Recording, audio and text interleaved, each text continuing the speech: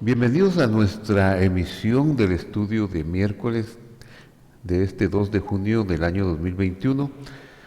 Les damos una cordial bienvenida a todos nuestros internautas que nos sintonizan en la ciudad de Guatemala, desde la Iglesia Cristiana Visión de Fe o en cualquier parte del mundo, nuestros amigos en Perú, en Lima, en California, en muchas partes del mundo donde está llegando nuestra señal. Queremos compartir con ustedes el tema de todo poder. Estamos haciendo estos estudios basados en el Evangelio de Juan, según como Juan vio y dejó constancia de su experiencia de ser discípulo del Señor. En el estudio anterior, que fue el número 50 de hace 2 miércoles, nosotros estuvimos explicando el significado de la palabra glorificado. Esta es una palabra que aparece un poquito más de 200 veces en las Sagradas Escrituras hebreas y tiene la traducción o tiene algunas acepciones como adjetivo, a veces aparece como adjetivo, sustantivo o con varias conjugaciones verbales. Esta palabra se escribe kaved, kaved. Las raíces de las palabras hebreas generalmente tienen 3 letras y la raíz de esta no es la excepción, kaved, pero su traducción es un poquito confusa en las Biblias castellanas. En el estudio número 50 dimos algunos ejemplos de cómo en el libro del Génesis, por ejemplo, se traduce como una gran hambre y la palabra que aparece es kaved, el adjetivo es kaved, o que Abraham era riquísimo en oro y plata y la palabra es kaved. Entonces uno tiene que buscar cuál es el significado de esta palabra y por qué el traductor le dio ese significado como gran hambre, mucha hambre o riquísimo, y se repite de nuevo en el Génesis sobre el hambre. Cuando José habla con Faraón, también se habla de una gran hambre y las letras utilizadas son kaved. Al final del Génesis y en la medida que avanza la revelación escritural en la Biblia hebrea, en el libro de los Salmos y en otros libros proféticos, pareciera que las traducciones castellanas llegan a un cierto consenso y le dan el significado a esta raíz kaved como gloria y honor. Ese es el resultado final, hacia ese concepto confluyen casi todas las Biblias, no importa cuál sea su punto teológico o religioso, pero todas vienen a coincidir en traducir esta raíz kaved o kabad como gloria y como un sinónimo de honor. El concepto de las Sagradas Escrituras va más allá que honor, aunque ya es un avance, pues ya no hay tanta disparidad como en el Génesis de traducirla riquísimo o gran hambre o gran llanto, etcétera, etcétera. Siempre honor y gloria se quedan cortos, esos vocablos, para darle cabida al concepto de kaved. Kaved puede ser expresado como hacer pesado, conocer el peso de, es decir, que en torno a quién giran todas las cosas. Algo así como lo más importante. Kaved nos habla de lo más importante, lo más esencial, lo más pesado, que atrae a todos hacia sí mismo. Referir a Dios o al Señor Jesús significa pues eso, lo más importante. Por eso leemos en Juan, cuando fue reconocido el peso del Señor Jesús, entonces recordaron. Aquí debemos entender esta frase como cuando el Señor Jesús mostró su peso. Entonces recordaron. ¿Y cuándo sucedió que él mostró su peso? Cuando cumplió todo lo que estaba escrito de él, como dice Juan 17:4. Yo te he glorificado en la tierra, he acabado la obra que me diste que hiciera. El Juan 17:4 nos está hablando del peso, de lo más importante que Jesús había hecho al cumplir todas las promesas que habían sido dadas. Así que, en conclusión, esta palabra, peso, lo más importante, o la gloria del Señor Jesús se hizo notoria cuando terminó toda la obra venciendo a la oscuridad, muriendo y resucitando. Lo dicho por el amor entrañable desde la antigüedad fue tan importante o pesado que él mismo tuvo que venir a este mundo a sujetarse a su propia palabra para dar cumplimiento a todas sus promesas. Esto es increíble, esto es muy hermoso, porque cuando el Señor viene a la tierra, digamos que Él deja una garantía en su trono. La garantía es su palabra, sus promesas, y está simbolizado en el concepto teológico de Abba, el Padre, que es como en el concepto de el protector, el resguardador de todas las promesas. Y continuamente el Señor Jesús en la tierra chequea con la corte celestial cómo va la marcha del cumplimiento de esas promesas, porque de eso depende que su misión sea exitosa. Obviamente, como Él es el único y sabio Dios, la misión va a ser exitosa, pero no por eso podemos nosotros descuidar ese cuidado o esa vigilancia que Él mantiene sobre sus promesas, que quedaron, como dice el Salmo 119, para siempre permanecen, oh Señor, tu palabra en los cielos. Esas promesas quedaron allá en el trono donde Él dejó como garantía, y Él viene a la tierra para hacer todo lo que se escribió que Él habría de hacer, con el propósito de liberar al hombre y vencer la oscuridad. Por eso decimos que desde la antigüedad, lo dicho por el amor entrañable, era tan valioso que él mismo tuvo que venir a sujetarse a su propia palabra, a dar cumplimiento a todas sus promesas. Eso es el amor de Dios. Entonces, en Juan 12, este término se repite varias veces. En los versículos 23, 28, ahí se repite 3 veces, 41, 42 y 43, lo que muestra que este vocablo en este capítulo es importante. Juan 12, 20. Había ciertos griegos entre los que habían subido a adorar a la fiesta. Se está refiriendo a la fiesta de Pesaj, que era una fiesta de peregrinación y que acudían de todas las partes de la tierra para estos días de la fiesta. Entonces, entre los peregrinos que habían subido a Jerusalén están unos conversos griegos. Y estos, pues, dice el verso 21 del capítulo 12, Juan 12, 21, se acercaron a Felipe, que era de Betsaida, de Galilea, y le rogaron diciendo: Señor, queremos ver a Jesús. Felipe fue, pues, y se lo dijo a Andrés. Entonces Andrés y Felipe se lo dijeron al Señor. Jesús le respondió diciendo: ha llegado la hora para que el Hijo del Hombre sea glorificado.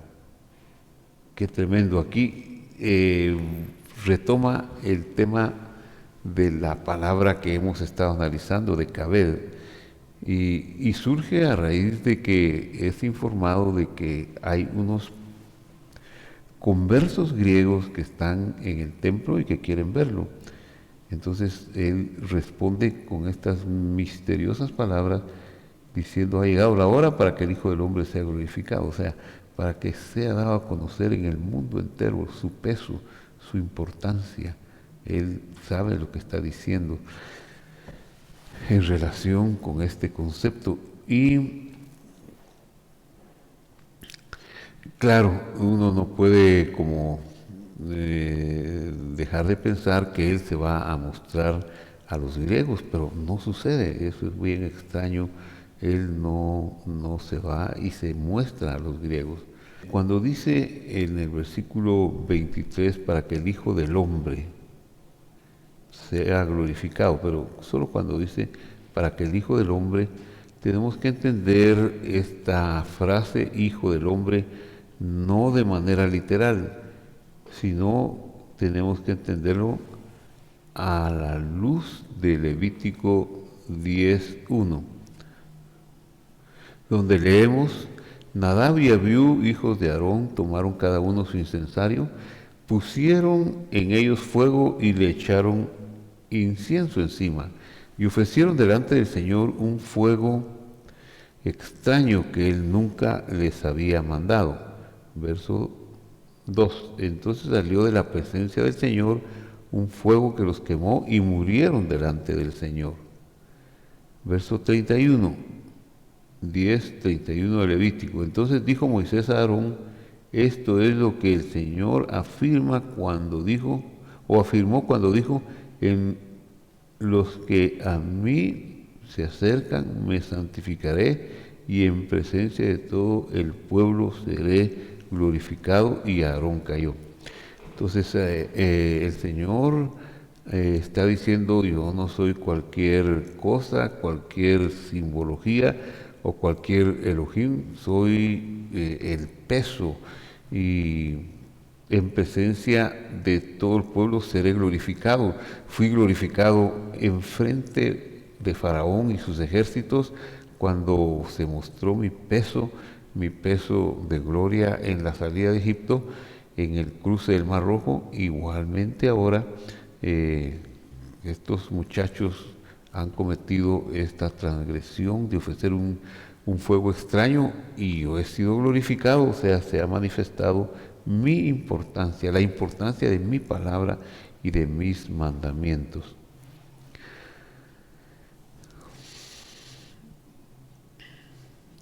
El verbo kabed aquí está conjugado en el binyan nifal, donde dice ej kabed, seré glorificado. O sea, seré yo quien tenga el peso o haga sentir mi peso. Juan 12:28, regresemos a Juan 12:28. Padre, glorifica tu nombre. Entonces vino una voz del cielo y dijo, la voz del cielo: lo he glorificado y lo glorificaré otra vez. Esta es una oración de Juan pidiendo qué hacer. Ha estado orando con 2 o 3 hombres que eran del pueblo. Ha estado hablando con ellos ahí, y ahora él hace como una declaración celestial. Y en eso sucede algo asombroso, se rasgan los cielos y algo muy sobrenatural. Sale una voz del cielo que dice: lo he glorificado y lo glorificaré otra vez. Lo he hecho pesado y lo volveré a hacer pesado otra vez, y cuantas veces sea necesario. Este es un concepto que se ve en algunas contadísimas ocasiones en las Sagradas Escrituras, el Bat Kol, que quiere decir el hijo de la voz, y es una voz celestial, pero tenemos que entenderla como la forma en que Dios algunas veces intervenía trayendo su revelación a la tierra por medio de sus mensajeros, los ángeles. Los ángeles no son seres que tengan una voz propia, sino que ellos son mensajeros, personajes que prestan su voz para un edicto, para leer un edicto celestial. Es una es una lectura de la voluntad de Dios, del edicto celestial. Eso es lo que entendemos aquí. Cuando él ora y dice, Padre, has pesado tu nombre, entonces sale una voz del cielo y un ángel lee, he glorificado y lo glorificaré otra vez, pero tenemos que entender como la lectura de un edicto. Muchas veces nosotros podemos errar al ver las escrituras hebreas y pensar que Dios mismo está hablando o que Dios mismo hizo aquello. No, eso no es así, porque el Señor tiene sus mensajeros y a ellos usa. Si Él tuviera que hablar su voz, Él mismo nos destruiría al universo entero. A esta creación no soportaríamos su santidad, pero por su misericordia le envía mensajeros que lean la voz celestial que ha sido dada, el Bat Kol, o la hija de la voz. Y eso es lo que sucede aquí en Juan. Versículo 32 dice, y yo cuando sea levantado de la tierra, a todos atraeré a mí mismo. Esto decía dando a entender de qué muerte habría de morir. Como él ha dicho en el versículo 28, glorifica tu nombre, y luego viene la voz, yo lo glorificaré. Ahora en versículo 32 leemos, y yo cuando sea levantado de la tierra, todos atraeré a mí mismo. Lo que está mostrándose aquí es ese examen de las promesas divinas que él habría de cumplir en favor de la redención de la humanidad.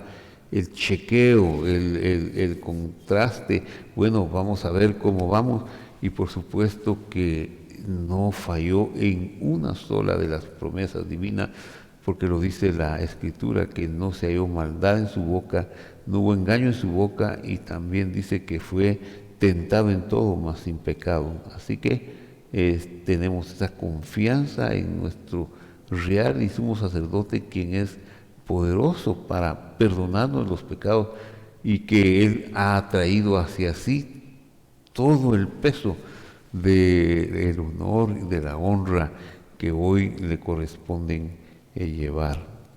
Esta declaración del verso 32 nos dice también, cuando yo cuando sea levantado de la tierra, todos atraeré a mí mismo. Y eso es en el contexto de los griegos, ¿verdad?, que querían ver al Señor Jesús, pero aparentemente Él no les da esa respuesta en todo el capítulo.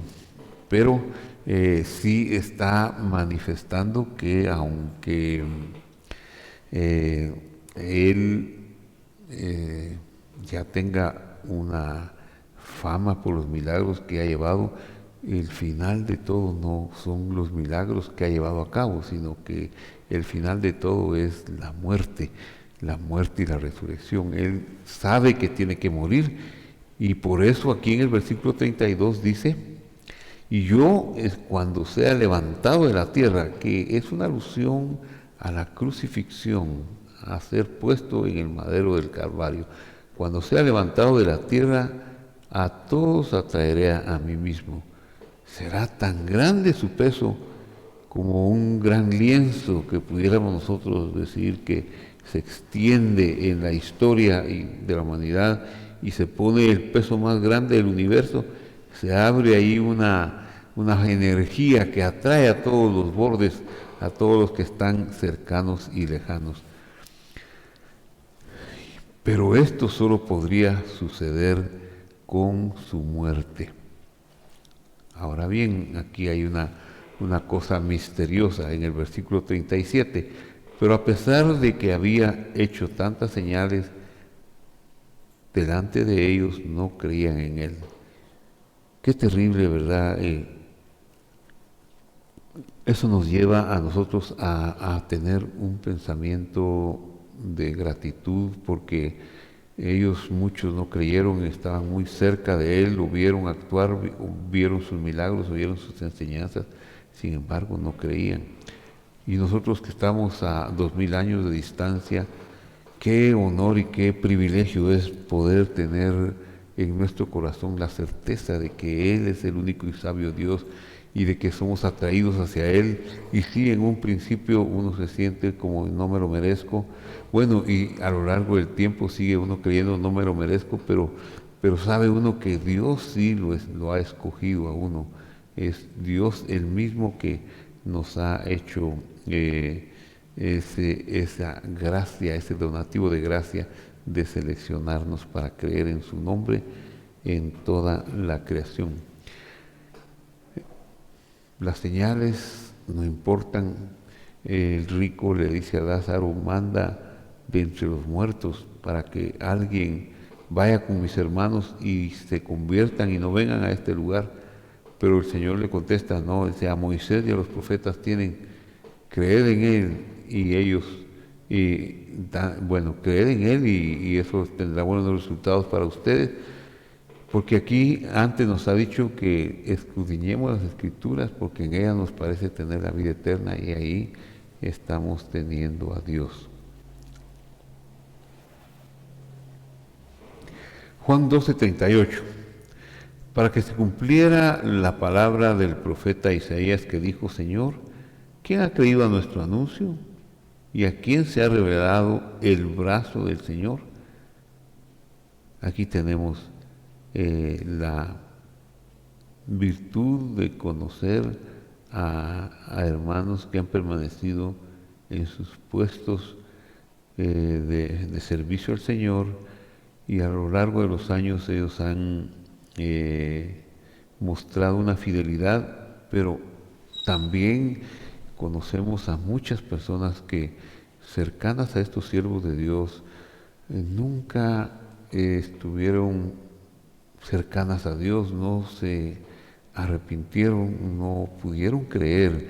Y eso sí es muy triste porque el profeta lo dijo anticipadamente.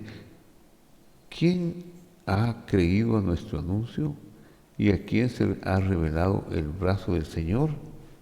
Y esto lo dijo porque no podían creer y porque Isaías lo había dicho. Isaías dijo, cegó los ojos de ellos y endureció su corazón para que no vean con sus ojos, ni entiendan con el corazón y se conviertan y yo los sane. Es muy duro pensar en unas palabras como estas que dice el profeta, que él endureció el corazón de los que no creen o cegó los ojos de los que no ven o el entendimiento de los que no se han de convertir para sanidad. Pero tenemos que decir que primero no podemos juzgar a Dios, segundo, Dios no está obligado con nadie y recordemos que no se trata de tener compasión, porque sí se trata de una rebelión antigua que fue originada en el cielo por la serpiente, que luego es continuada en el huerto del Edén, donde nosotros, incluyéndonos dentro de la decisión de nuestros padres Adán y Eva, tomamos parte de esa rebelión contra Dios y fuimos expulsados, fuimos con el acto de rebelión, que no fue Dios el que lo hizo, sino que nosotros quedamos muertos en delitos y pecados, y esos delitos y pecados nos inhabilitaron, no nos dieron voluntad para ver ni para creer, y ahora el Señor viene y Él envía su gracia y la extiende no sobre todos, es lo que dice el profeta, sino que es sobre un grupo.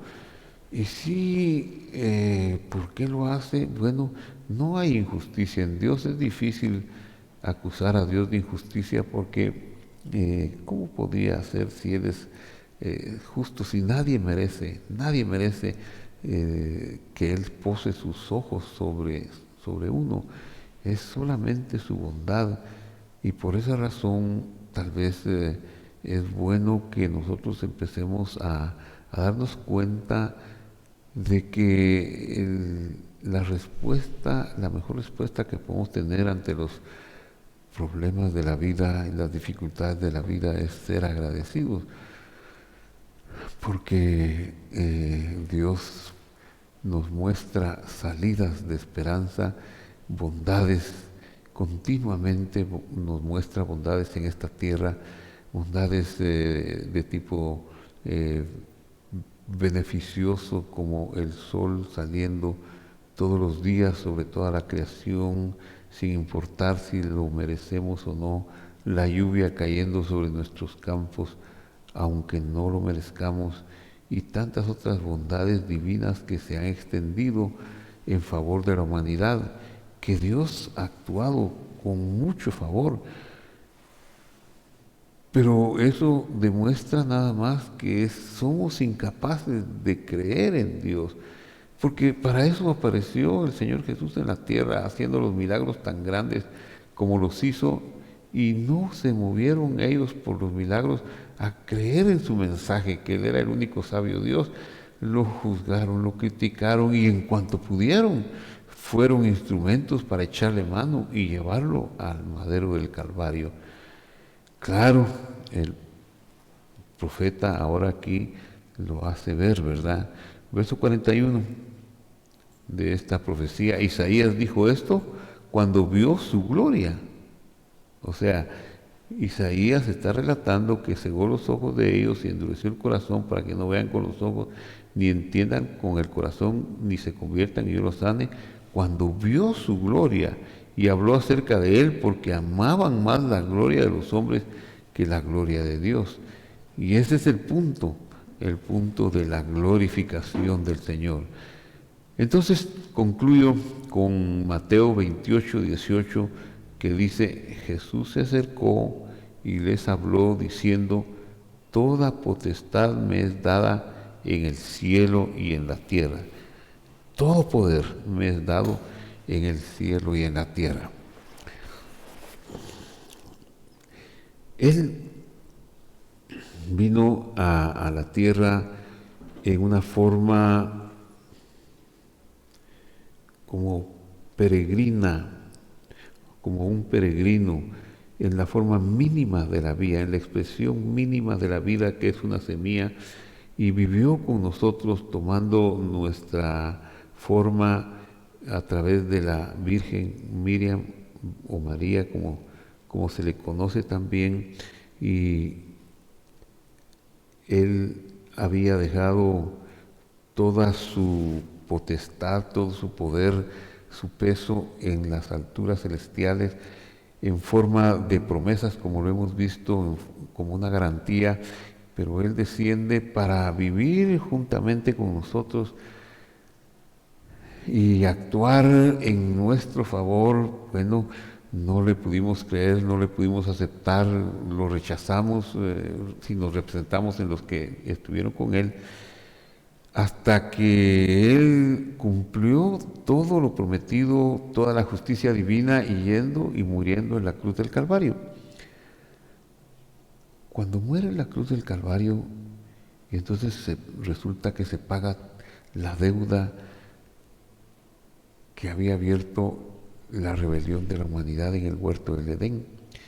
Ahora que se paga esta deuda, Él recibe de nuevo su vida indestructible, sus atributos gloriosos de gloria, su peso.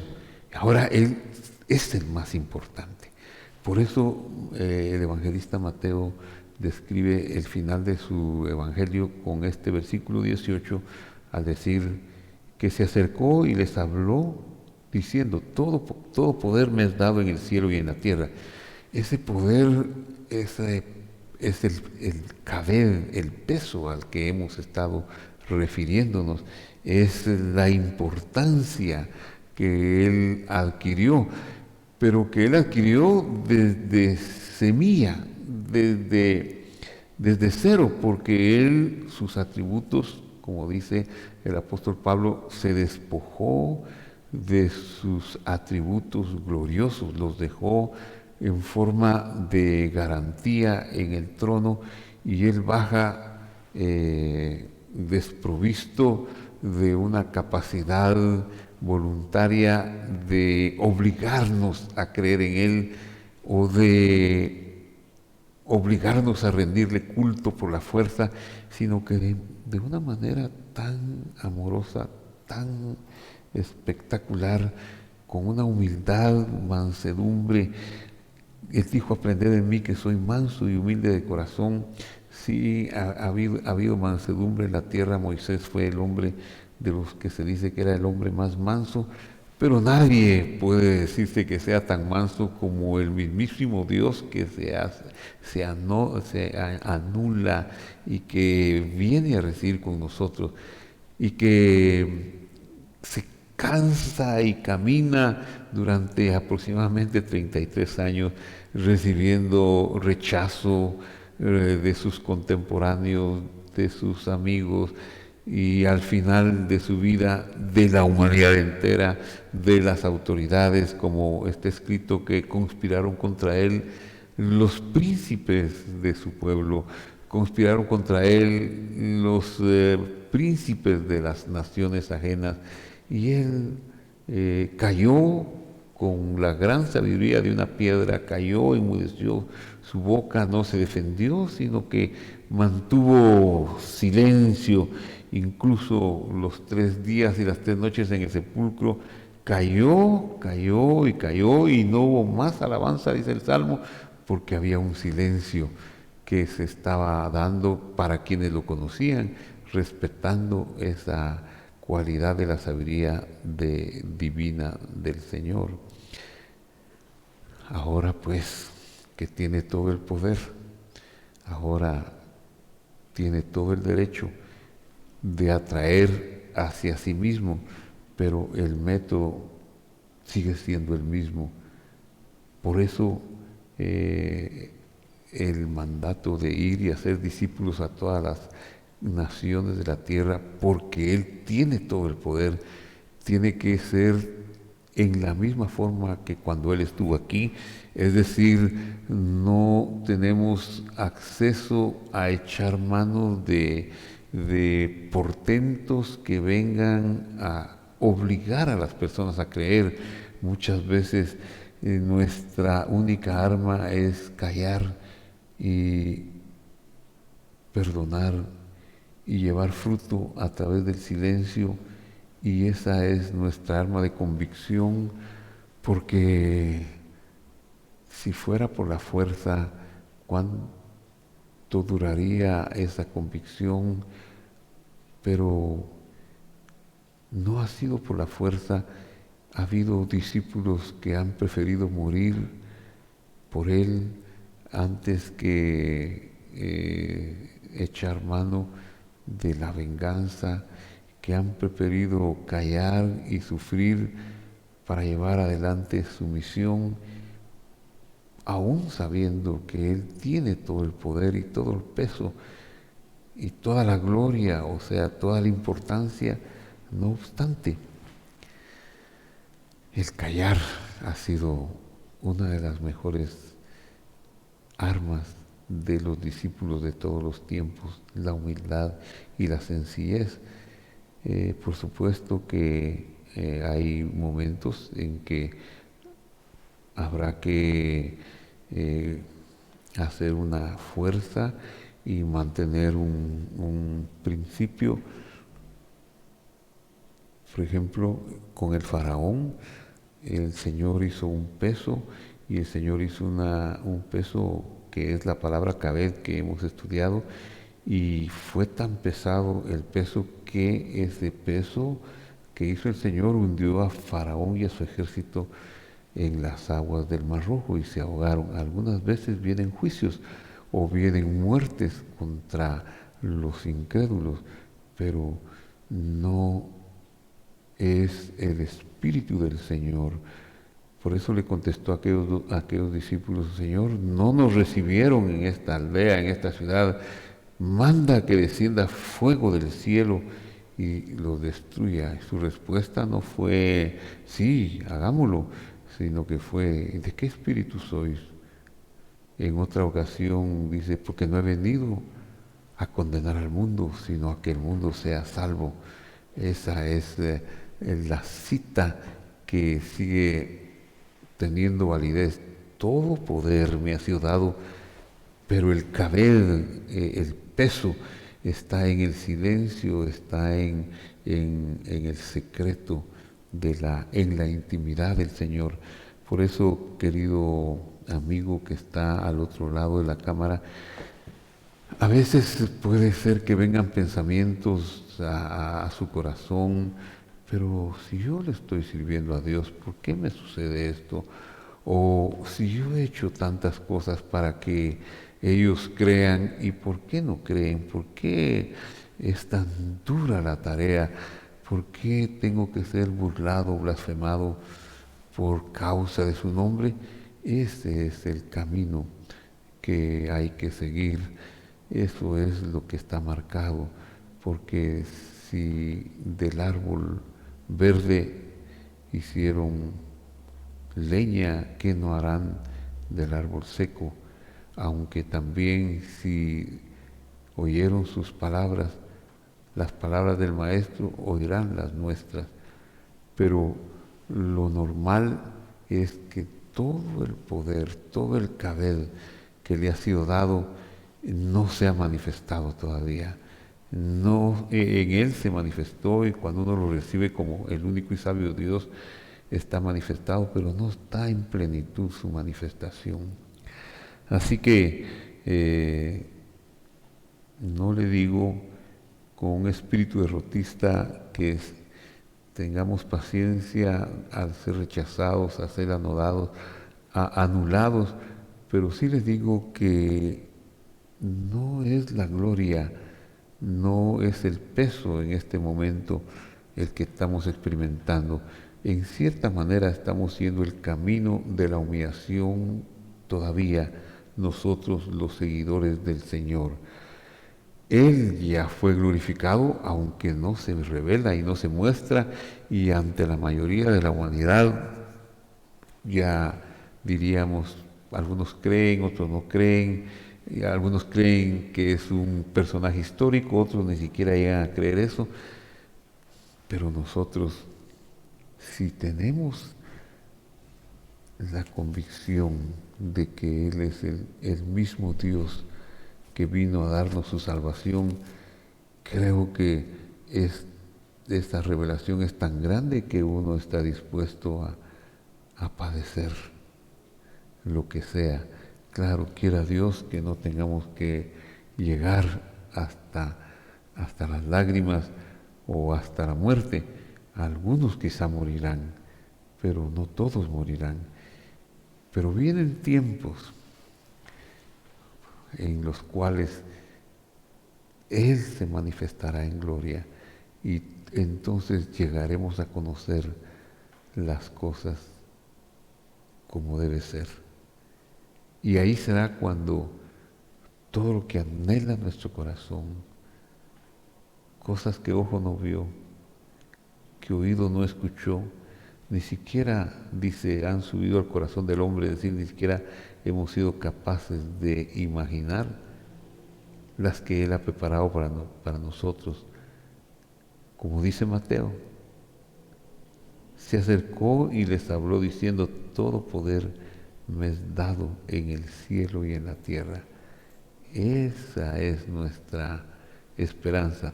Todo el poder le ha sido dado, todo el peso lo tiene Él y le ha sido dado en el cielo y en la tierra.